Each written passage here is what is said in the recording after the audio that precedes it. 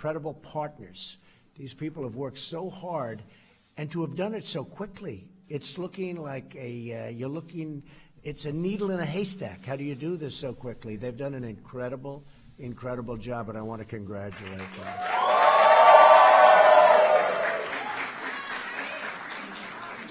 But a bottom line is that Americans must unify, and we must show the world that we are united together in peace and love and harmony as fellow American citizens. There is no country like our country, and every day we are showing the world just how truly great we are. So you are really very special people. I wanted to say that before our little talk. And I appreciate the time you've given me. And, boy, one day, one of you is going to be standing. It could be 3 or 4 of you, actually. But you're going to be standing right here. You're going to be standing right here. I have no doubt. I have no doubt. Who in this room wants to be president someday? So it's an ambitious group. It's an ambitious group. That's great. Anyway, thank you all very much. I really appreciate it. For the media, thank you very much. I thought I'd do that, and we feel very strongly. Again, congratulations to all law enforcement. We have the best in the world, and they just showed it. Thank you very much.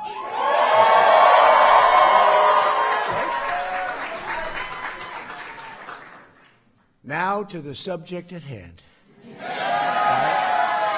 And it is my great honor to be with so many brilliant, and that's what you are, brilliant, courageous, patriotic, and proud Americans.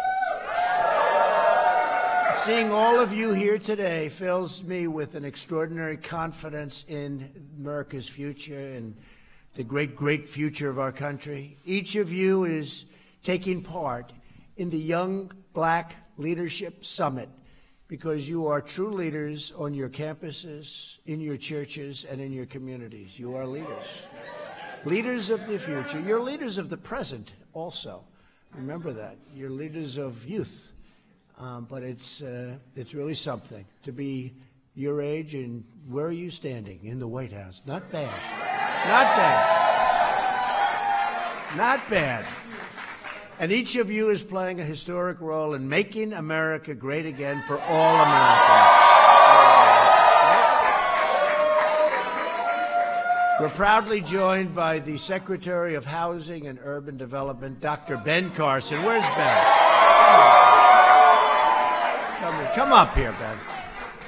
This guy was so tough, you know.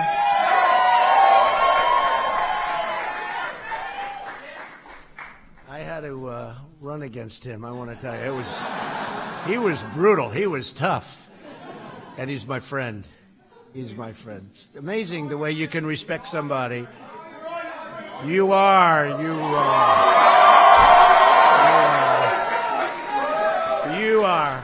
But it's incredible when you run against somebody, you're fighting and fighting, and you're doing everything you can, you want to win, and then it sort of works, and you call up and say, who'd be a great guy for the cabinet? I say, what about Ben Carson? And Dr. Ben, he's one of the greats, and he's our friend. He was some tough customer, though. I don't want to have to go through that again, Ben, right? Well, I also want to thank my friend Charlie Kirk from Turning Point USA. What a great person. Worked so hard. And Charlie has done a very special job. You know why? He found somebody who's an incredible person. Candace Owens. An incredible person. In fact, Charlie may go down. His greatest achievement may have been finding Candace Owens. I don't know. That's not bad, Charlie. That's not bad. Anyway, 2 incredible people. Thank you very much, Candace. Charlie. Thank you. Thank you. Thank you, man. Each of you represents the future of our nation. You know that. You are not afraid to stand up for your beliefs or stand against injustice. You refuse to be told by the same failed voices how to think or what to believe. You understand that. And you see what's happening with our country, how great it is, and how well different groups of people are doing. I mean, nobody would believe this. The Democrats are very nervous, I will tell you. They're, you know, supposed to be automatic. They do nothing for you, and that was supposed to be automatic. Not anymore. Not anymore, right? But you're not intimidated by the forces of political correctness because you embrace your own right to free thought and to free speech. History is fashioned by those like you who step up to the plate and get into the game and get the grand slam home run. I was going to say home run. Let's go for the grand slam home run. That's what you're doing. That's what you're doing, man. That's what you're doing.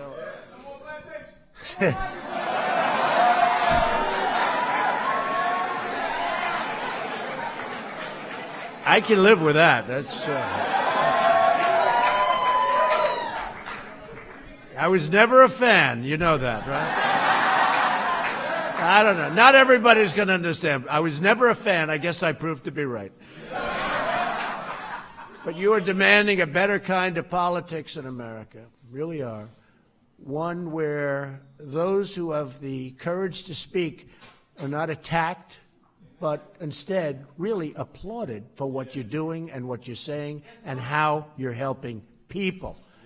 For example, we are grateful to Kanye West. How about Kanye? I don't know.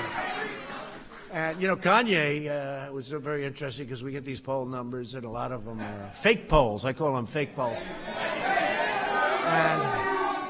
And one of the pollsters comes, Kanye leaves, and Kanye's really a great guy. He's a little different, do we say? He's a little different. But he's a smart guy and a good guy. And Kanye came up, and he hugged me, and he's wearing the Make America Great Again cap, and he said, this cap, I feel like Superman.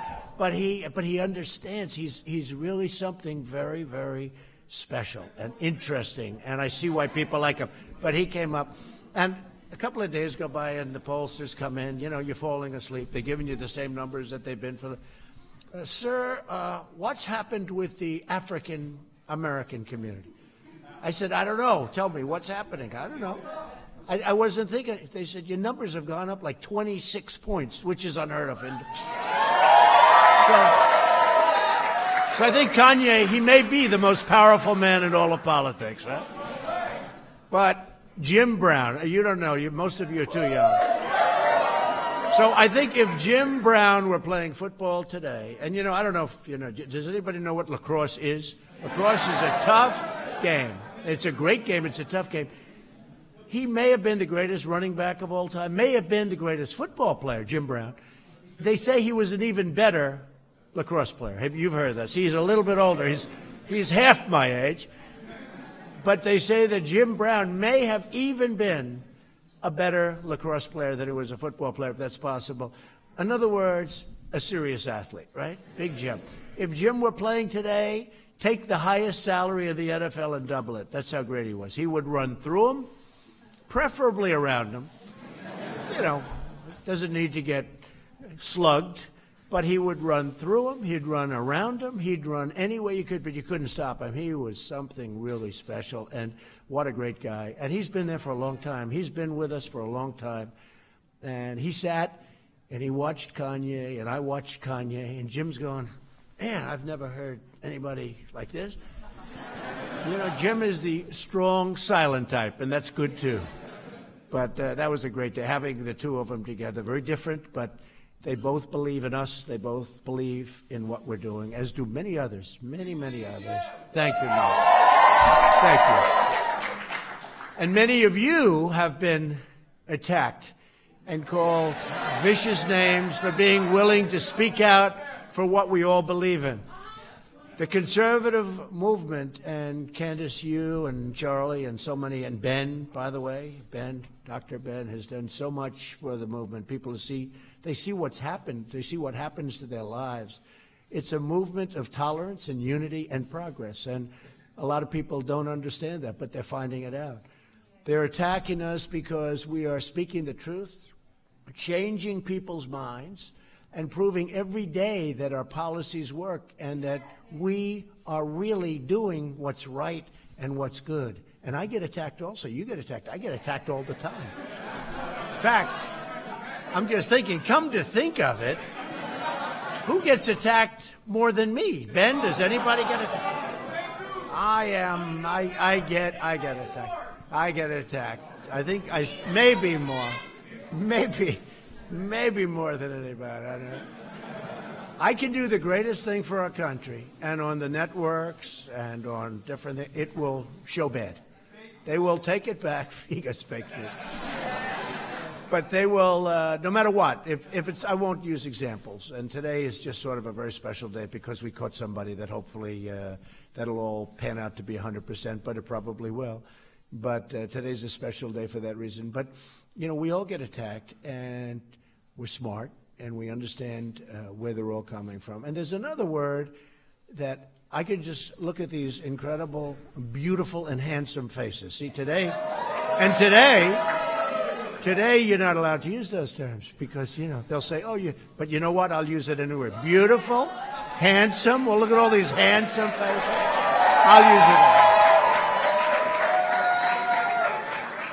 Candace, I'll take my chances on that, okay? It's not politically correct. We have to bring that back into the world of being okay, right? Don't you agree? We're going to bring that back. But I see it. You really understand what's happening. You've got it. You know, you're very special. You've got it. And that's why you're here. And other people aren't. But there's a word. A lot of people are jealous of you. They're very jealous. And jealousy is a very bad thing. It's mean. It's nasty. But people that are jealous, they never make it. You know? They're jealous, they never make it. They'll be looking at you in 20 years, and you'll be at this plateau that they just will be so angry, and it's just... But remember, there's a word called jealous, and you have a lot of people that are very jealous of you and how far you've come and how quickly you've come. So I just want, it's an unfortunate thing, probably will be with us for a while, but that's a word that we have to understand because it's used against us very much. The word jealousy. The worst tendency in our politics is to tell people what they should believe based on their race or religion or color or creed. Right? Such a setback. We reject the politics of division, and we embrace the unity of being American. Really great. We are one people, one family, and we are one nation saluting one great American flag. And by the way Jim Brown talked about the flag the other day was great. I said, I hope we have that because it was beautiful. What he was saying was just incredible. As well as I've heard anybody say it, I've heard everybody talking different views, different everything about the kneeling or the not kneeling. Jim Brown, the greatest of them all, Jim Brown talked about the American flag, and we have it, and it was incredible. And these folks have it, and I wish they'd put it on because it was incredible. Our agenda of America first belongs to every citizen, and we will put America first. You know, we haven't been doing that, and we've been taking care of countries that don't even vote for us at the United Nations. You know, we give tremendous amounts of aid to countries that don't need it. We take care of military protection for countries that are rich. By the way, they're starting to pay up. If you folks don't mind, they're starting to pay up. Beautiful. So, and then they don't take care of us. They don't even vote for us. We had a case with Israel where we needed some help, and we had like 2 votes. And then I said, you know, all these countries, we give billions and billions and billions of dollars in aid. And I just made a statement. I said, I want you to know that we are watching you, and we are watching you vote today on Israel. And we don't like what we're seeing. We've backed you, and we need this vote. And because Israel has been a great ally, we've done a lot for them, but they've done a lot for us. And in the Middle East, it's nice to have somebody that you can rely on. And so what happens is we end up getting 68 votes. So we went from 2 to 68 because we said, aid, you're not going to get it, or maybe you're not going to get it, or we're watching. You have to watch. And amazing how that changes the vote. Isn't it amazing? But whether you're African American or Hispanic American or any American, really any American at all, you have the right to live in a country that puts your needs first. So we're so grateful. Because people said, I heard this one a couple of weeks ago. I said, give me a break. They said, America first. That could be racist. I said, racist? Racist? Why is that racist? Here we are. I think, does everybody in this room agree? You're living in America. America first, right? We're here. Racist.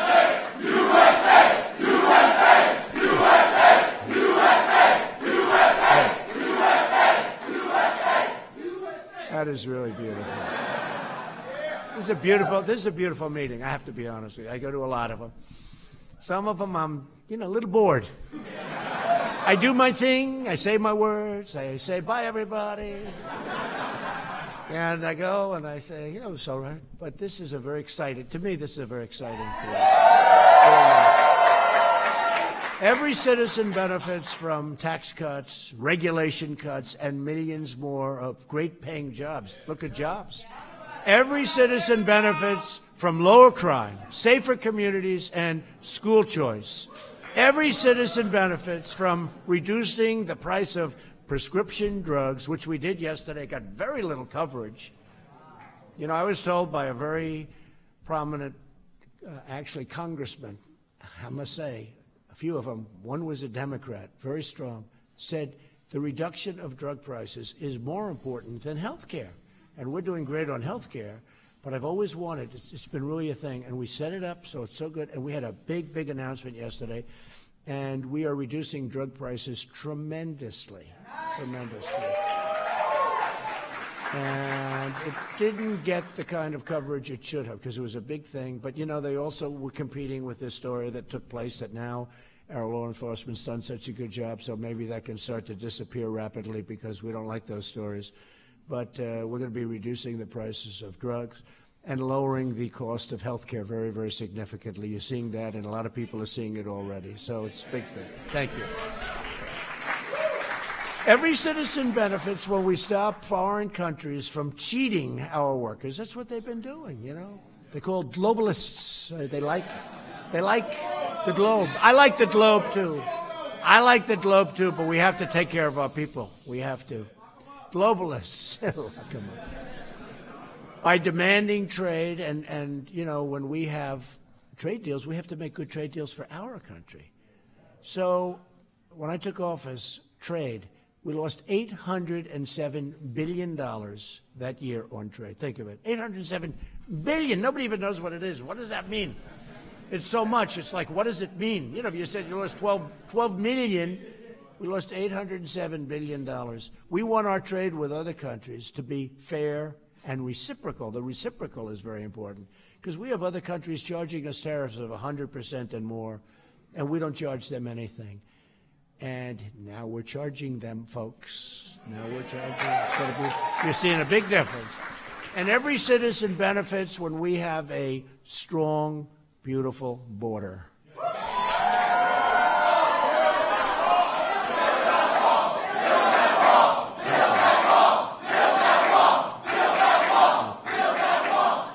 And that's happening. And we have a big, as you know, they call it the caravan. It's a big caravan.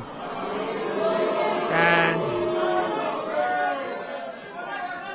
I called up the military. This is the military, greatest military in the world. I called up the military. We're not letting them in. They ought to go back now because we're not. Now, do we want them to apply and come in legally? Absolutely, yes. And millions of people are right now waiting, and they've been working this process for, in some cases, 10 years, and they're almost ready to come in. And then they look on television and they see people just walking in. Not going to happen. It's not going to happen. And we also want people to come in on merit. We need people to help us with all the companies that are moving back to the United States. We have tremendous amounts of companies moving back in. We want people to come in on merit, not people that come in and have no chance of ever loving our country, loving our people. We want people to come in and help us with those companies, because the companies really, we have the lowest employment rate we've had in 50 years. We want to be able to get great people to help those companies. But we have tremendous opportunities, tremendous, big, powerful, beautiful companies moving in and coming back. And when you were a little bit younger, like maybe, well, for a long time, I could say this. I could actually go, how about 2 years ago? Companies were moving out like you wouldn't believe, and now they're moving back in, and they're all moving back in. Illegal immigration has been especially harmful to African American communities and also to Hispanic American communities by depressing wages and replacing workers. That's been happening, and it's been very unfair. All Americans have the right to have their laws enforced and their borders protected. We have borders, we don't have a country.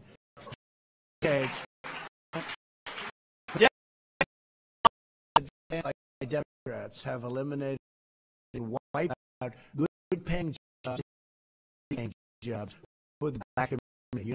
You know, their policy adverse. I ran for president. By saying, "What the hell do you have?"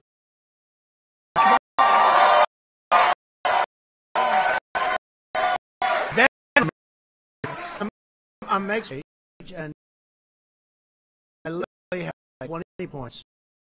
How big African Americans are being treated, and it was point after point: highest crime rate, highest this, worst household ownership, worst age. I'm reading these points. I'm reading them, and I had never seen them before. They were so bad. The crime was horrible in the African American communities. So I'm reading these points. Every one of them is run by the Democrats, every one of those communities, every one. So I'm reading it: crime, the worst education, worst median income, everything, just point after point. Highest employment rate in the whole country by far. By the way, African American youth, unemployment rate like 58%, 58%. So I'm reading these numbers, and I just looked up. I say, vote for me. What the hell do you have to lose? Now I'm going to be honest with you. So I finished the speech, and I got a big applause. But I finished the speech. I walked back, and my people told me, "Sir," I said, "What? You shouldn't have said that. That's disrespectful." I said, "What's disrespectful? What the hell do you have to lose?" I said, "What's disrespectful?" And then I said it over and over at every speech. And you know what? My poll numbers, you saw, with African American went up, up, up, up, because they started saying, he's right. He's right. Hey, so much for so-called handlers, folks, right? My handler said, "Sir, we don't like that." And I said, "You know what? People like it." And a lot of people have come up to me and they said, "Thank you for saying that," because it made a lot of people think. On every side of the equation, it made them start thinking. So I appreciate that very much. Now I want to talk about what we have done, and more importantly, what you have really gained. You've gained a lot, and we've all gained a lot. I promise to be a president for all Americans. And the amazing results that we've all achieved, you've helped us so much in your communities, incredible. But the results really speak for themselves. It was just announced last quarter that the economy beat all expectations, growing at 3%, 3.5%, and now they think it could be well into the 4s. They just announced an estimate of 3.5, and these are numbers that were not even thought about. In fact, if during the process of going against in the primaries, and Ben, you understand this, if I would have ever said 3.5 or 4%, last quarter was 4.2%, it was 4.1, they elevated to 4.2, people would have said that is the most dishonest statement for somebody to say that. So 3.5. And consumer spending is surging like they haven't seen. The African American unemployment rate has hit the lowest level ever recorded in the history of our country.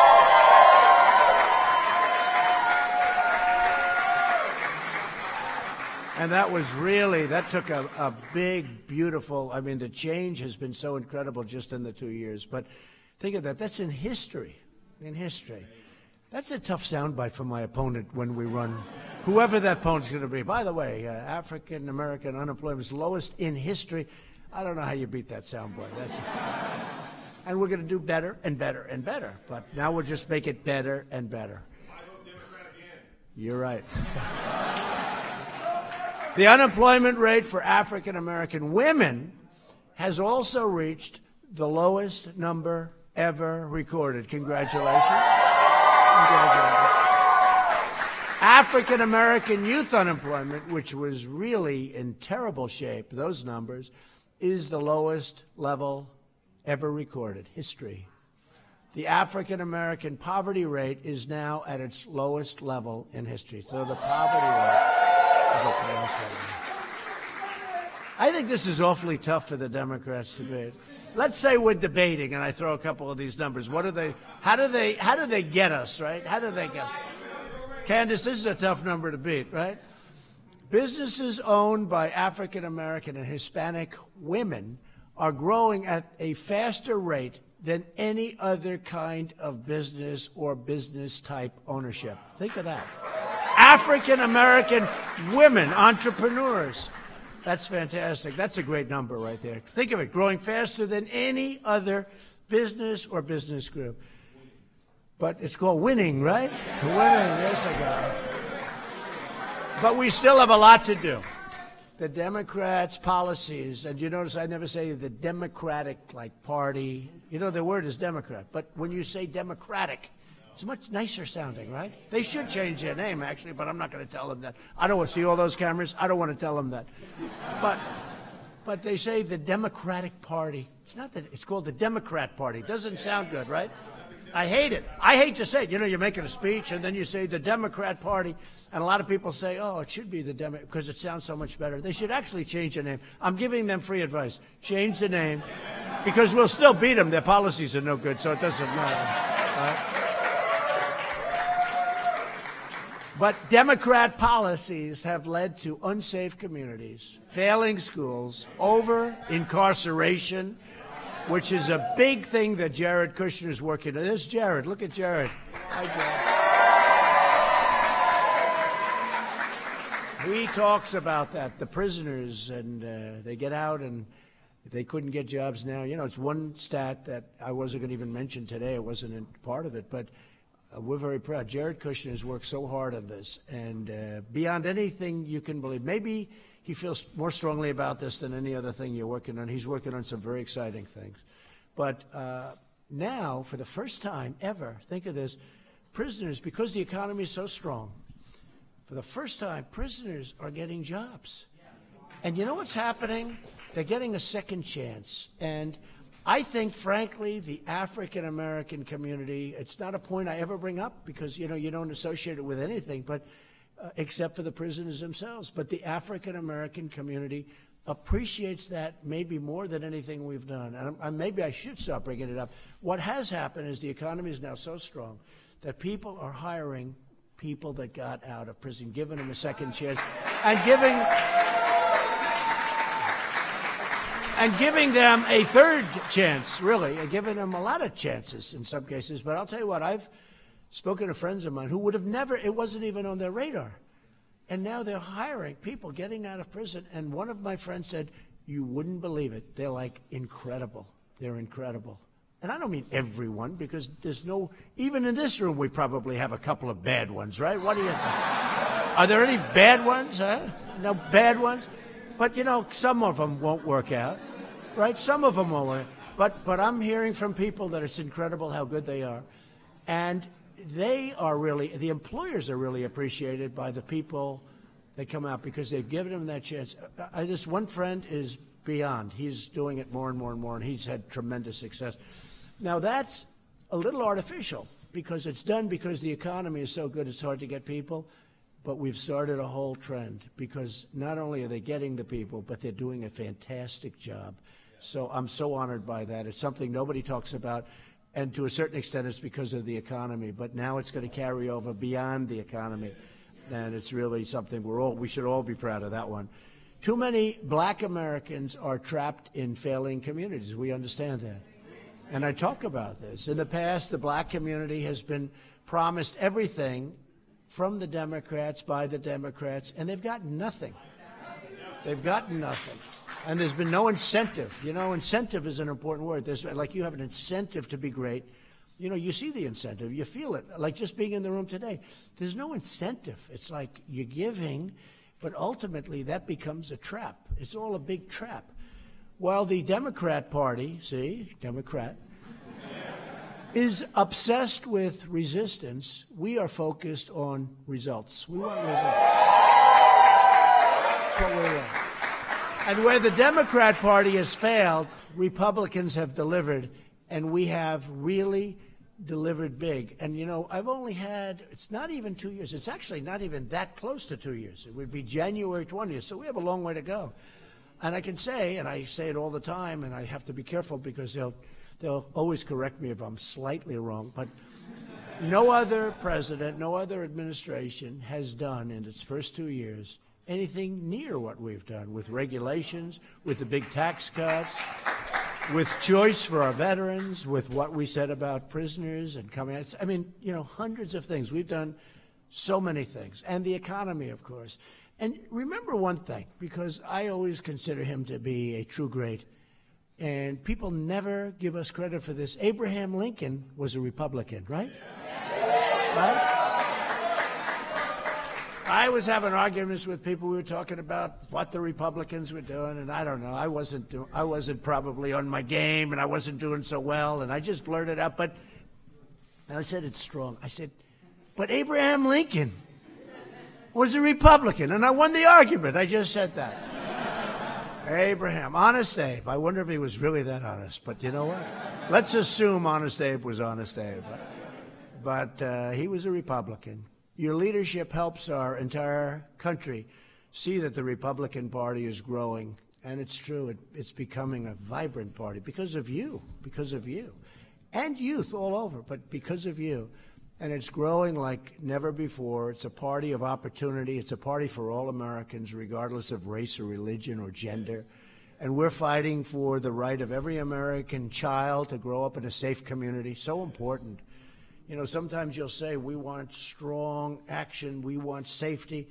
And they'll say, well, is that a racial comment? Is that a racist comment? You know, we want safety. We don't want people hurt when they go and buy bread. And I've been with too many people. They've lost their sons, they've lost their daughters to just bad policy. And they're devastated, And then they go out and they vote for Democrats, and it just doesn't make sense. Never made sense to me. So, and I think the people in this room probably understand it even better than I understand it. Never made sense. But you have the right to attend great schools and to graduate with access to a rewarding job and a lifelong career. You want to, you know, like I think this room, 95% of this room probably gets up in the morning and you can't even sleep. You're excited by life. I'm excited. I am. You're excited, right? You're excited. But, you know, and it's true. You want to, and you want that. You want to run to your job if you like your job. By the way, if you don't like your job, if you don't like where you get something else. The nice thing is, see, now you have the choice. Before, people had to hold on to their job because it was not the same. Now you can really go look at 7 jobs, 10 jobs. You pick the one, and if you don't like it, you go to another one. But now you really do, because there's nothing like wanting to go to the job, and you'll do better because you like it. Each of you here today are very special people. Through your voice, your engagement, and your activism can help make the future of this country even better. Even better. As great as it is, as great as it's becoming, we've made such progress over the last 2 years. You're going to make it much better. You're doing something very important. You're really at the forefront of something unbelievably important, and you know what I mean. It's historic. It is historic. It really is. It's historic what you're doing, and that goes for you two. And Ben, I don't know, you're from a different age, Ben. Hey, Ben's been at the forefront, though, when you think. You know, he was a great doctor, great doctor. I've had friends that had difficulty, and they called me and they said, and I sent them to Ben, they said, even though he's now judge of housing, and he figured it out quick. I said, do you know much about housing? He said, not that much. I said, yeah, but you're as smart a guy as there is. You'll figure it out. He's all figured it out. You figured it out, Ben, huh?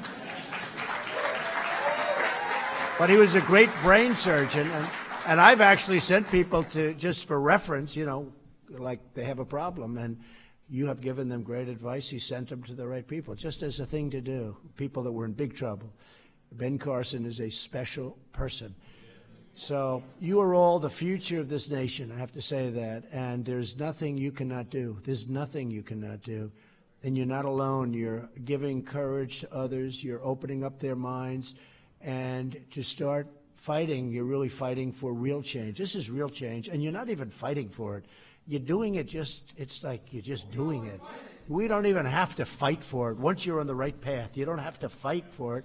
You're just doing it. It's just happening. And it's happening, again, because you love what you're doing. You see it. You have well, thank you. And you have a clear, and I love you too. But you have a clear vision. You know, it's a clear vision. When you do that, you don't even have to fight. But if you meet every day with optimism, I say it all the time, if you confront every obstacle with determination, never quit. Do we have any quitters in this room? Anybody quit? Not one hand. You're raising your head. You don't look like a quitter. This is waving to me, not. Thank you. If you face every challenge with confidence and pride, really like Candace has done. I mean, I saw Candace originally with Kanye again. This Kanye is something, right? But just unrelated. And I said, who is that? Right? But you. And here we are. Look how she's like a rocket ship, right? Boom.